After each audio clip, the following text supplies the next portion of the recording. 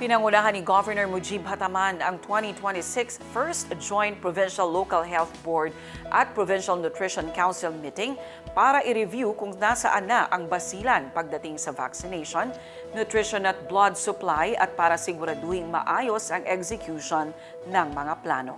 Ang Partners in Peace and Progress story mula kay Naphtali Velarde.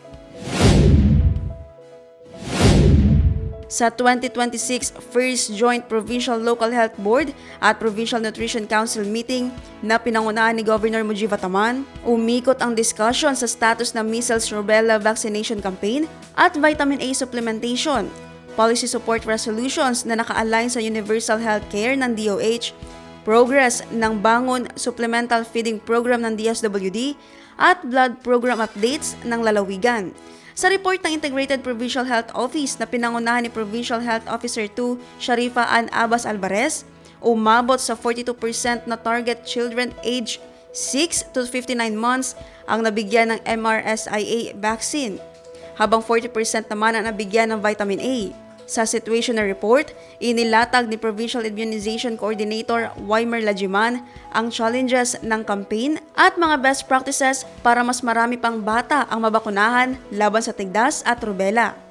Sa open forum, nakita rin ang mga kailangan ng mabilis na aksyon, lalo na ang mas regular at systematic na blood collection sa bawat munisipyo.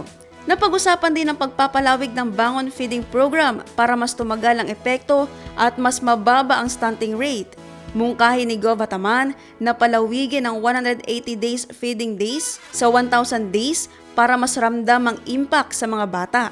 Kasama na itinutulak ng Council ang planong i-institutionalize ang bloodletting activities at ang pagbuo ng Provincial Blood Council para masigurong may sapat na dugo para sa mga pasyenteng nangangailangan. Ayon sa gobernador, kapag maaga ang bakuna, sapat ang nutrition at ready ang blood supply, mas panatag ang mga pamilya sa basilan. Naphtali Velarde, iMinds, Philippines.